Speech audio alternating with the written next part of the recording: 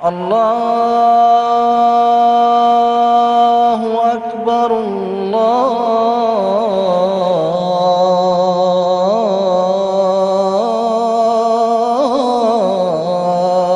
اکبر۔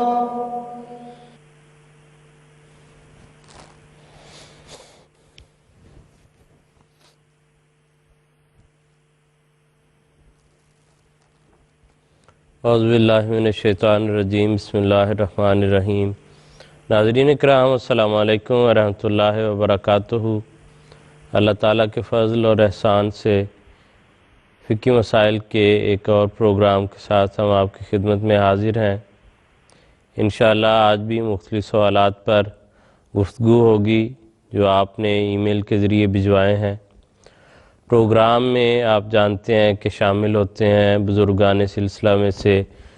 مکرم محترم مولانا مبشر کالم صاحب مفتی سلسلہ ٹیلی فون لائن پر، اور لندن اسٹوڈیوز میں مکرم محترم مولانا ظہیر احمد خان صاحب۔ آج بھی ان دونوں بزرگوں کی خدمت میں آپ کے سوالات پیش کریں گے اور انشاءاللہ تفصیلی جوابات آپ ان کے متعلق سن اور دیکھ سکیں گے۔ حضرین کرام، اگر دیکھیں جس معاشرے میں ہم رہ رہے ہیں اس میں مختلف تہوار سال کے دوران آتے ہیں۔ بعض تہوار ملکی یا قومی تہوار ہیں،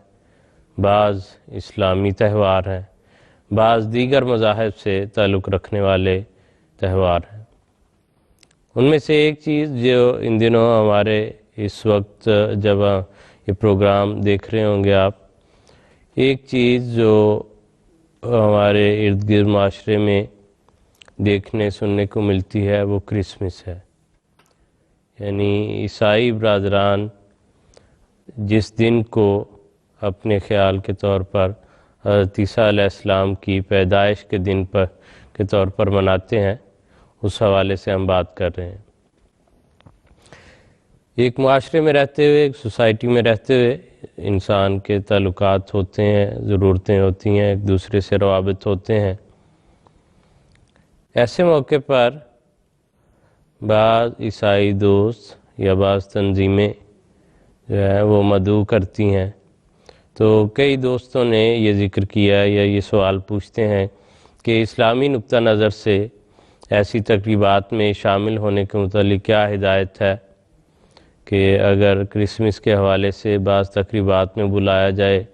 تو کیا انسان کا رد عمل ہونا چاہیے، شامل ہونا چاہیے، نہیں ہونا چاہیے، یا کس حد تک؟ اور اسی طرح بعض دفعہ آپ کے ہمسائے یا کوئی اور جو ہیں جاننے والے ایسے جگہوں پر دنیا کے کسی بھی حصے میں وہ کوئی کھانا بھجواتے ہیں، کوئی چیز بھجواتے ہیں کرسمس کے حوالے سے، تو اس کے متعلق اسلامی تعلیمات کے نقطہ نظر سے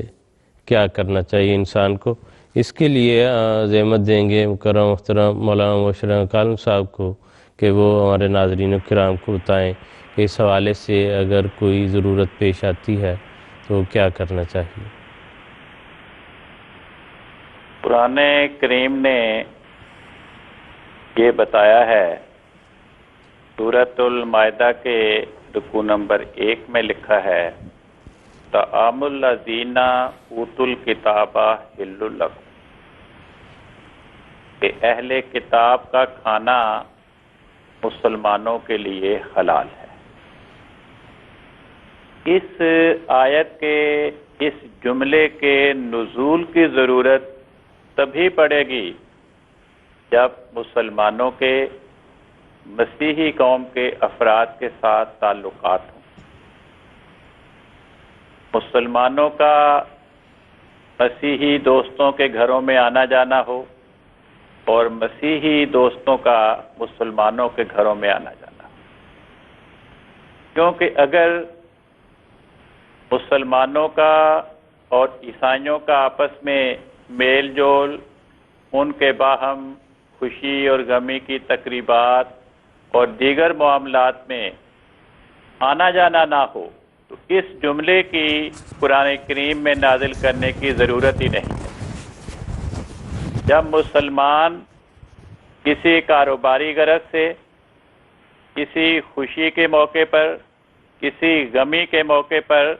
اہل کتاب یعنی یہود و نصارہ کے گھر میں جائے گا یا ان کے آفس میں جائے گا، ان کے پاس جائے گا، اور وہ حسب موقع اس مسلمان مہمان کے لیے کوئی کھانا، کوئی مشروب پیش کریں، تو پھر سوال پیدا ہوگا کہ اس یہودی یا مسیحی میزبان کا کھانا یا اس کے پینے کی چیز وہ کھانی ہے یا نہیں کھانی۔ تو فرمایا طعام الذین اوتوا الکتاب حل لکم، اہل کتاب کا کھانا جو مسلمان کے سامنے پیش کیا جائے وہ مسلمان کے لیے کھانا جائز ہے، سوائے اس کے کہ وہ کھانا ایسا ہو جو اسلامی شریعت کی روح سے حرام اور ناجائز ہو۔ تو جو کھانا حرام ہے، ناجائز ہے، وہ تو اہل کتاب چھوڑ اگر کسی مسلمان کے گھر میں پکے تو وہ بھی کھانا ناجائز قرار پائے گا۔ اب بات یہ ہے کہ کرسمس کیا ہے؟ آج کے دور میں مسیحی اس نظریے پہ قائم ہیں کہ 25 دسمبر کو حضرت مسیح علیہ السلام کی پیدائش ہوئی۔ تو حضرت مسیح علیہ السلام کی پیدائش کی خوشی میں وہ ایک دوسرے کو دعوتوں پہ بلاتے ہیں، اچھے اچھے کھانے پکاتے ہیں، اچھے کپڑے پہنتے ہیں، خوشی کی تقاریب کا انعقاد کرتے ہیں۔ تو اس خوشی کی تقریب میں اگر وہ بلائیں تو وہاں پہ جانا جائز ہے۔ اگر وہاں پر وہ کوئی مشرکانہ رسم بجا لائیں،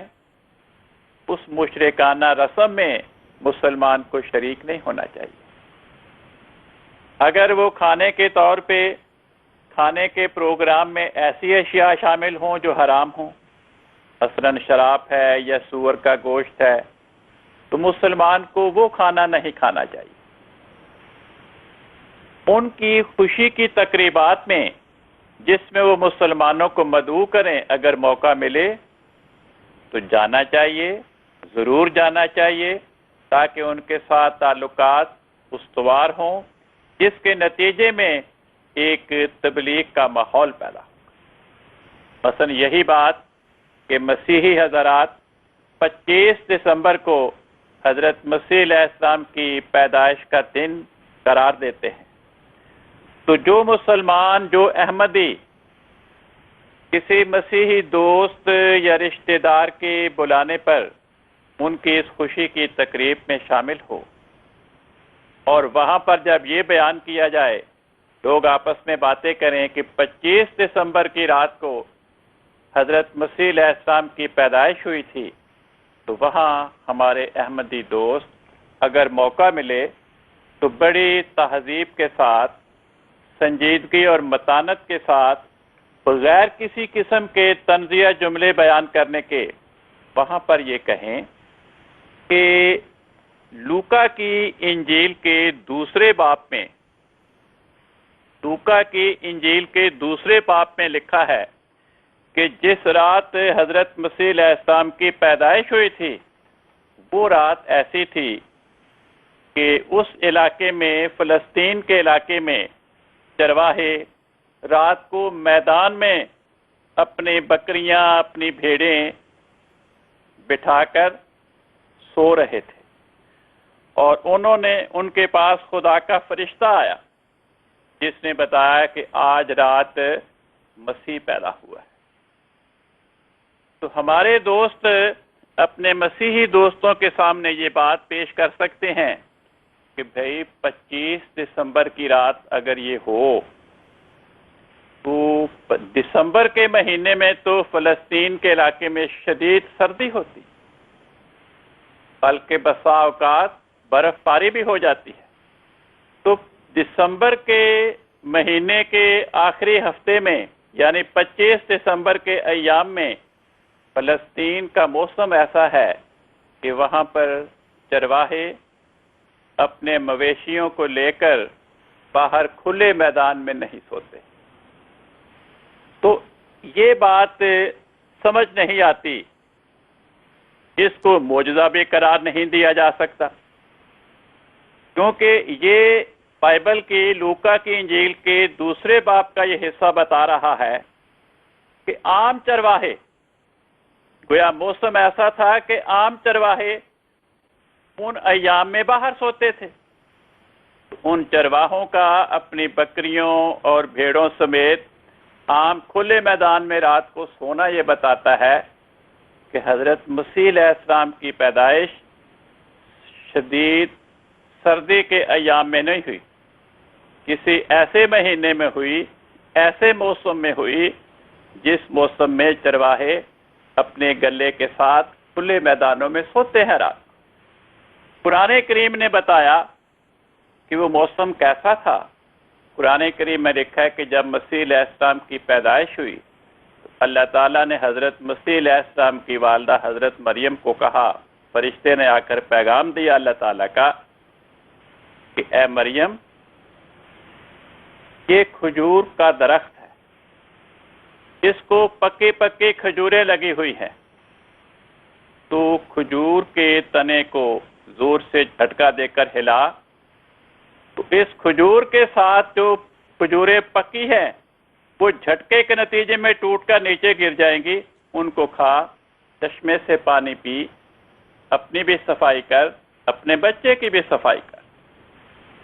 اب قرآن کریم کا یہ بیان کہ وہ موسم ایسا تھا جس موسم میں کھجوریں پکی ہوئی ہوتی ہیں، وہ تو اگست یا ستمبر کا مہینہ ہوتا ہے فلسطین کے علاقے. یہ بیان اور لوکا کی انجیل کا بیان کہ وہ موسم ایسا تھا کہ چرواہے اپنے گلوں کے سمیت، اپنے بکریوں اور بھیڑوں کے ریوڑ سمیت باہر کھلے میدان میں رات کو سو رہے تھے. اس طرح انہیں یہ پیغام دینے کا موقع ملے گا جس کے نتیجے میں پھر تبلیغ کے دروازے کھلیں. جی ٹھیک ہے کل صاحب، بہت شکریہ، جزاکم اللہ احسن الجزا. یقیناً یہ اچھے تعلقات کا بھی ایک موقع ہوگا اور تبلیغی پیغام پہنچانے کا بھی ایک موقع ہوگا. اور جیسے کہ آپ نے بیان فرمایا ہے کہ انجیل اور قرآن دونوں کے بیانات کو سامنے رکھ کر دیکھیں تو یہی بات جو ہے اس سے دونوں میں مطابقت پائی جاتی ہے کہ جب پیدائش ہوئی تھی تو وہ کوئی سردی کا مہینہ نہیں بلکہ غالباً اگست سپتمبر کے مہینے جو ہیں اس مقامی موسم کے لحاظ سے وہ بنتے ہیں. ناظرین کرام، آگے چلیں گے، اگلے سوالات پر گفتگو کریں گے جو ہمارے روٹین کے سوالات ہیں، کسی خاص وقت سے تعلق نہیں رکھتے موضوع سے. زیر صاحب، یہ ہمیں عائشہ صدیقہ صاحبہ نے گجرانوالہ سے سوال بھجوایا. عائشہ صاحبہ پوچھتی ہیں کہ اگر وقت اتنا تنگ ہو اور حالات بھی ایسے خطرناک ہوں کہ انسان کہیں بیٹھ نہ سکتا ہو تو کیا وہ بازار میں چلتے ہوئے نماز پڑھ سکتا ہے؟ بسم اللہ الرحمن الرحیم. جہاں تک اس بات کا تعلق ہے کہ حالات ایسے ہوں کہ خطرے کے حالات ہیں یا مثلا جنگ ہو رہی ہے، بمباری ہو رہی ہے، یا اس زمانے میں پرانے زمانے میں تلواروں سے جنگ ہوتی تھی، نیزوں سے جنگ ہوتی تھی، آمنے سامنے دشمن کے سامنے کھڑے ہیں، اسی طرح ایسے بھی حالات ہو سکتے ہیں کہ طوفان آیا ہوا ہے، شدید آندھی چل رہی ہے، بارش ہو رہی ہے، انسان راستے میں ہے، اور اسی طرح ایسے اور بھی زلزلہ آ جاتا ہے، سیلاب آ جاتا ہے، کوئی ٹھکانہ نہیں رکنے کا. تو ایسی صورت میں جیسے بھی چونکہ نماز جو ہے اللہ تعالیٰ نے فرض کی ہے، تو ایسے حالات میں تو وہ چلتے ہوئے اور سواری پہ سوار ہیں تو سواری پہ ہی نماز کی ادائیگی ہو سکتی ہے. اسی لیے قرآن کریم میں اللہ تعالیٰ نے فرمایا، سورہ بقرہ میں اللہ تعالیٰ فرماتا ہے کہ فَإِنْ خِفْتُمْ فَرِجَالًا أَوْ رُكْبَانًا، کہ اگر تمہیں کوئی خطرہ ہو، دشمن کا خطرہ ہے، کوئی ایسے حالات ہیں تو پھر فرجالن چلتے چلتے اور رکبانن یا سواری پر سواری تم ادائیگی اس فرض کی ادائیگی کر سکتے ہو. لیکن جہاں تک اس بات کا تعلق ہے کہ عام حالات میں، تو عام حالات میں اگر ہم دیکھتے ہیں تو حضور صلی اللہ علیہ وسلم کی جو سنت ہمیں ملتی ہے وہ یہ ہے کہ حضور صلی اللہ علیہ وسلم سواری، اس زمانے میں جو سواریاں ہوتی تھی، گھوڑے ہوتے تھے، اونٹ ہوتے تھے، گدھے ہوتے تھے، ان پہ سواری ہوتی تھی. تو حضور صلی اللہ علیہ وسلم سفر کے دوران وہ بعض اوقات سفر کے دوران حضور صلی اللہ علیہ وسلم چونکہ نوافل کی ادائیگی بھی کثرت سے فرمایا کرتے تھے، تو صحابہ کی مختلف صحابہ کی روایات ملتی ہیں کہ حضور نوافل سواری پہ چلتے چلتے ادا کر لیا کرتے تھے، اور حضور صلی اللہ علیہ وسلم کا طریقہ کار یہ ہوتا تھا کہ جب رکوع کے لیے جاتے تو وہ کچھ کم جھکتے، اور جب سجدے کے لیے جاتے تو زیادہ جھکتے اسی سواری پہ، اور جدھر سواری کا منہ ہوتا ادھر ہی حضور نماز کی ادائیگی فرما رہے ہوتے۔ اور جہاں تک فرض نماز کا تعلق ہے تو اس کے متعلق آتا ہے کہ حضور صلی اللہ علیہ وسلم اس کے لیے باقاعدہ قافلہ رکتا، پڑاؤ ڈالتا، پھر وہاں پہ نماز کی ادائیگی کی جاتی، رک کے باقاعدہ سے، سوائے ایک حدیث ایسی ایک روایت میں آتا ہے کہ حضور صلی اللہ علیہ وسلم نے بارش ہو رہی تھی، نیچے کیچڑ تھا، تنگ جگہ تھی، اور وہاں پہ کوئی ایسا سامان نہیں تھا، ایسا موقع میسر نہیں تھا کہ باقاعدہ اتر کے قافلے کو روک کے پھر نمازیں ادا کی جاتی، اس لیے حضور صلی اللہ علیہ وسلم نے اس موقع پہ سواری پہ ہی اس نماز کی ادائیگی کی۔ حضور آگے ہو گئے، تشریف لے گئے، اور پیچھے صحابہ نے اسی طرح سواریوں پہ نماز کی ادائیگی کی۔ تو یہ ہے طریق۔ اس سے اب یہ سوچ لینا چاہیے کہ انسان کو اگر اس قسم کی کوئی مجبوری ہے، ایسے حالات ہیں، تو اس میں کوئی حرج نہیں، لیکن چونکہ نماز ایک ایسی چیز ہے جو بہت جس کی اہمیت ہے اور جس کی طرف بہت زیادہ توجہ دلائی گئی ہے، اور اللہ تعالیٰ کے حضور حاضری کا ایک یہ موقع ہوتا ہے، اس لیے اس میں بالکل کوئی سستی یا تساہل کی بنا پہ اس کو آسانی اس میں پیدا نہیں کرنی چاہیے۔ حضرت خلیفۃ المسیح اول رضی اللہ تعالیٰ عنہ نے اس کے متعلق میں حضور کا ایک ارشاد پڑھتا ہوں،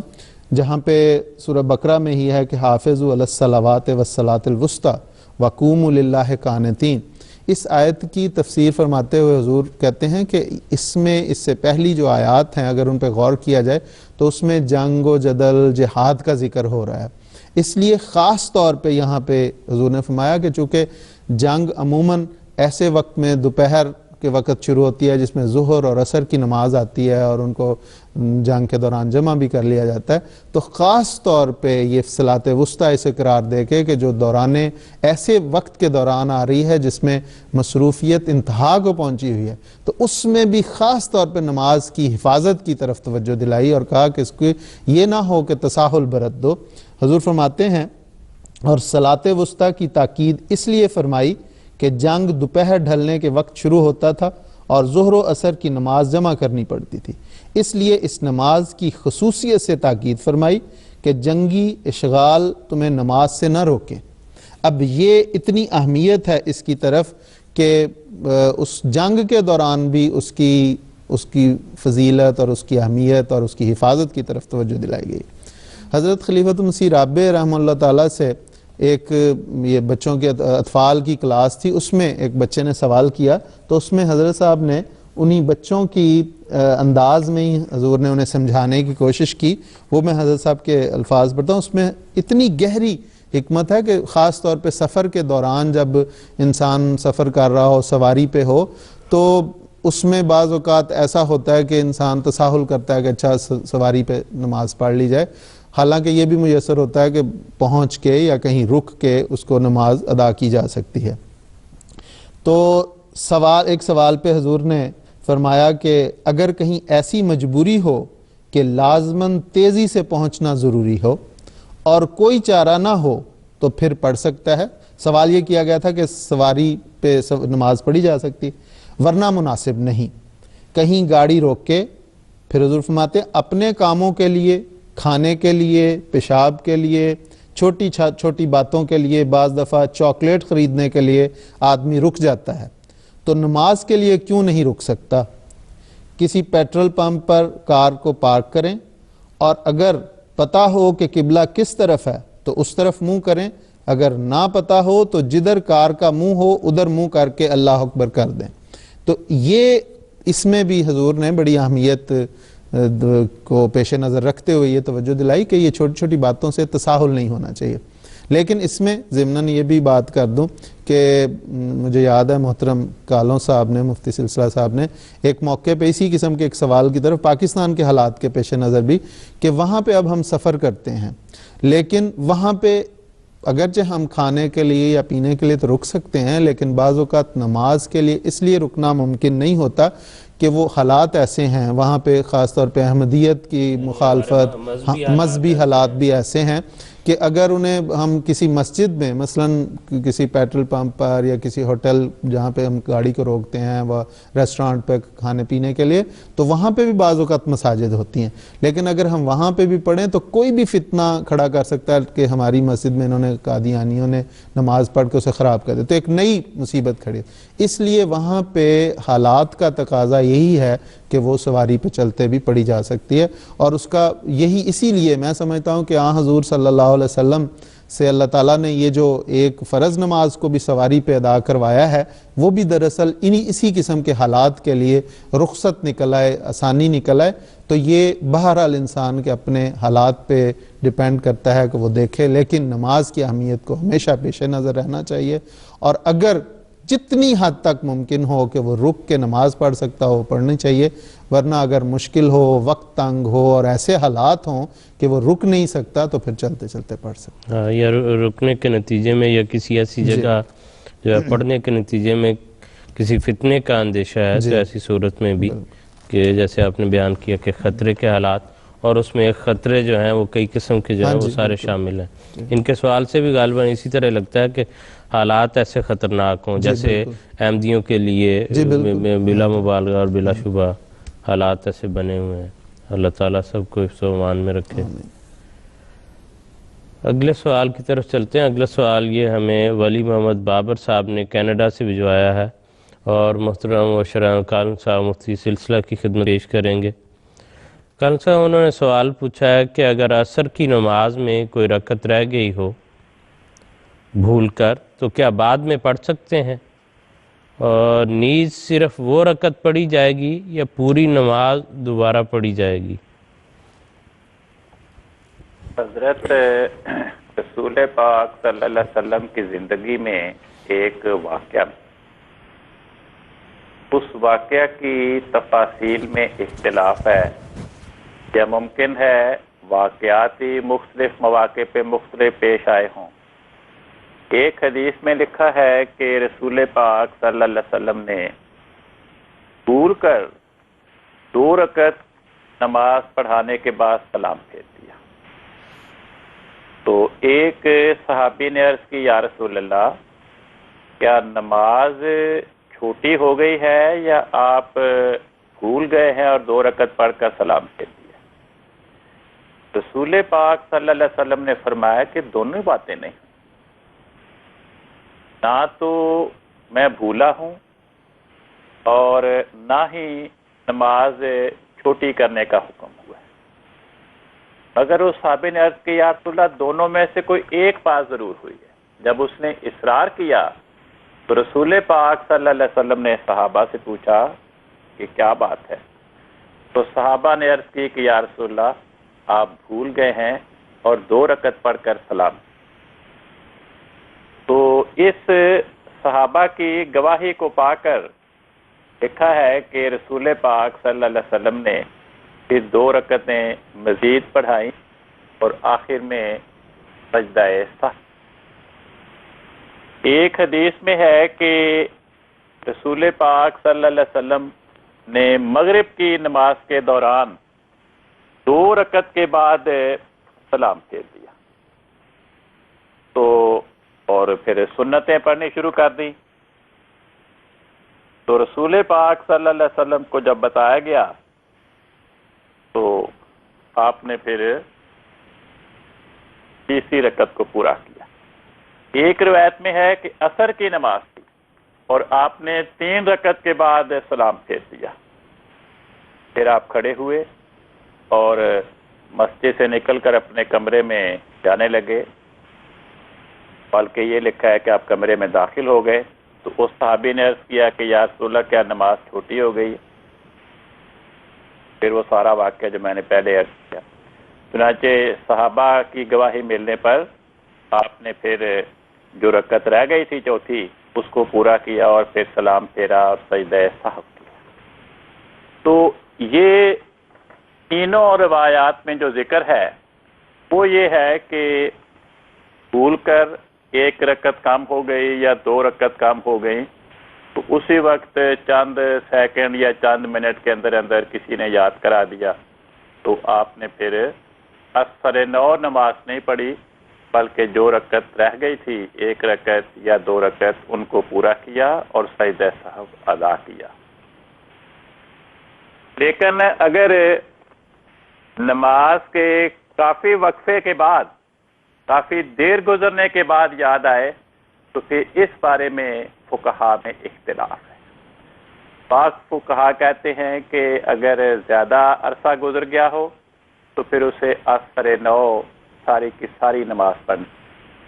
بعض کہتے ہیں کہ نہیں، اگر زیادہ بھی عرصہ گزر گیا ہے تو جو رکعتیں اس نے کر لی ہیں وہ تو ہو گئی ہیں، تو جو رکعت رہ گئی ہے اس کو ادا کر لیں۔ ٹھیک ہے کل صاحب، بہت شکریہ، جزاکم اللہ حسن الجزا۔ اگلے سوال پر بات کریں گے ناظرین کرام۔ یہ سوال زہرا خان صاحب کی خدمت میں پیش کریں گے۔ جیسا مدبر احمد صاحب نے لندن سے ہم سے پوچھا ہے، وہ کہتے ہیں کہ نماز با جماعت کی طوالت کتنی ہونی چاہیے، یعنی قرات کتنی لمبی ہو اور رکوع اور سجود کا دورانیہ کتنا ہو؟ اصل میں بات یہ ہے کہ آن حضور صلی اللہ علیہ وسلم کا اس بارے میں بڑا واضح ارشاد ہے کہ حضور نے فرمایا کہ جب تم میں سے کوئی امامت کروائے، لوگوں کو نماز پڑھائے، تو پھر نماز کو ہلکی کرے، فَلْيُخَفِّفْ، تو اسے چاہیے کہ نماز ہلکی کرے۔ کیوں؟ اس کی وجہ حضور نے فرمائی کیونکہ مقتدیوں میں کچھ بیمار ہیں، کچھ ضرورت مند ہیں، کچھ بڑی عمر کے ہیں جو زیادہ دیر نہیں کھڑے ہو سکتے، تو اس لیے فرمایا کہ بڑی متوازن اور ہلکی نماز پڑھائی جائے۔ اور اس کے ساتھ فرمایا کہ جب تم میں سے کوئی اپنے طور پر نماز پڑھے، اپنی نماز پڑھے، نوافل پڑھ رہا ہو، فَلْيُطَوِّلْ مَا شَاءَ، تو پھر جتنی چاہے وہ لمبی کرے۔ تو یہ ایک بنیادی اور بہترین نقطہ عطا کر دیا کہ حضور صلی اللہ علیہ وسلم نے مریضوں کا خیال بھی، ضرورت مندوں کا، بعض لوگ ظہر اثر کے وقت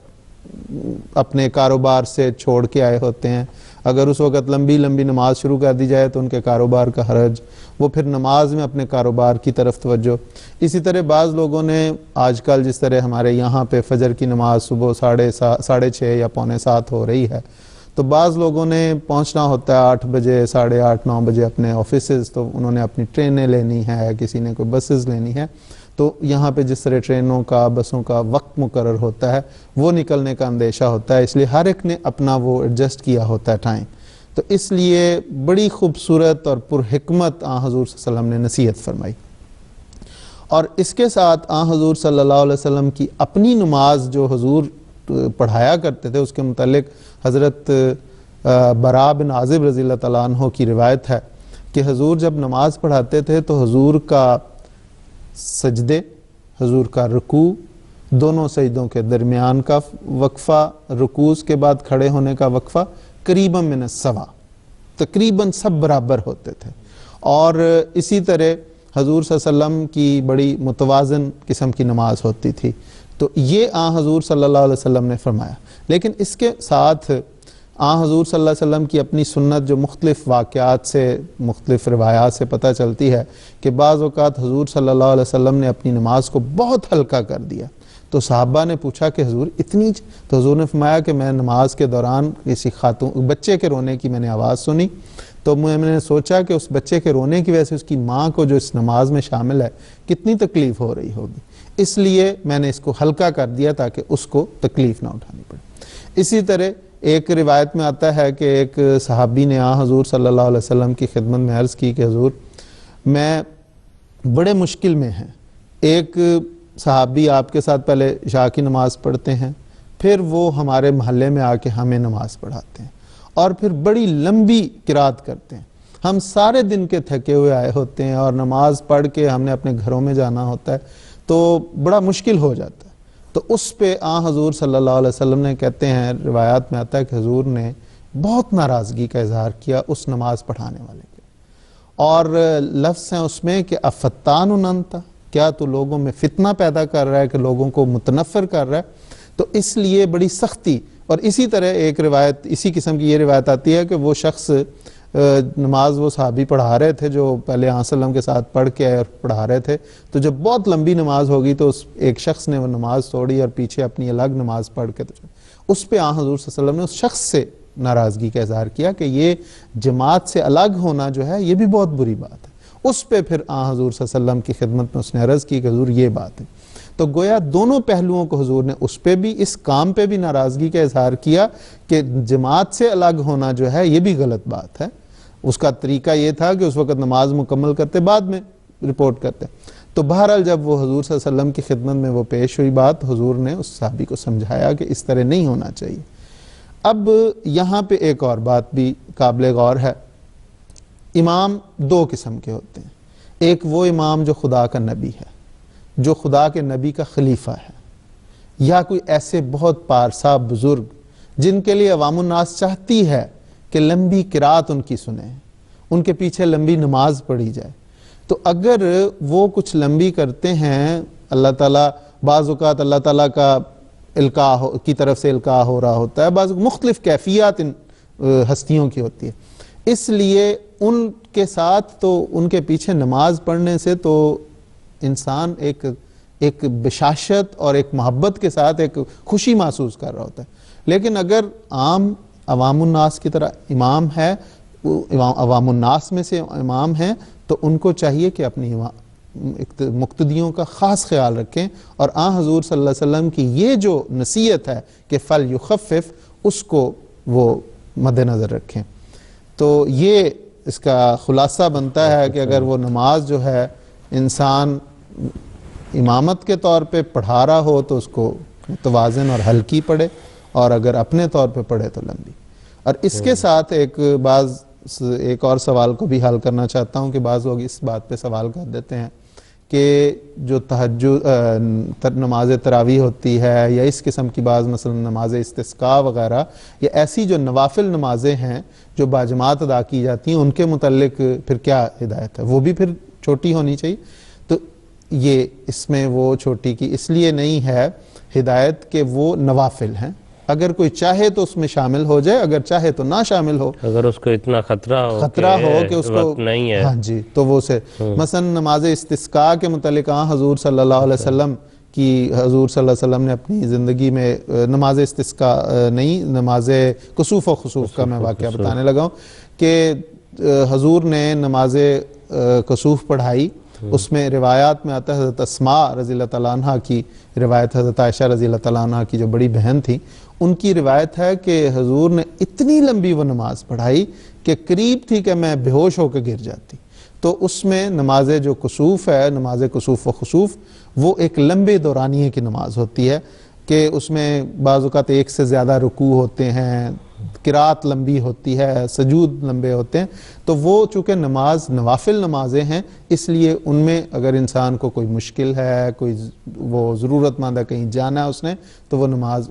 اس میں شامل نہ ہو تو اس کو گناہ نہیں ہوتا. لیکن جو فرض نماز ہے، جو باجماعت ادا کرنے کا حکم ہے، اگر وہ چھوڑی جائے گی تو اس میں گناہ گار ہوگا، جس میں سب نے لازمی شامل ہونا ہی ہے، اس لیے اس کو ہلکی رکھنے کا حکم ہوا. جی ٹھیک ہے خان صاحب، بہت شکریہ، جزاکم اللہ حسن جزا. ناظرین کرام، اس کے ساتھ ہمارے پروگرام کا وقت اپنے اختتام کو پہنچ رہا ہے. انشاءاللہ اگلے ہفتے پھر ملاقات ہوگی. اجازت دیجیے. السلام علیکم ورحمۃ اللہ وبرکاتہ. اللہ اکبر.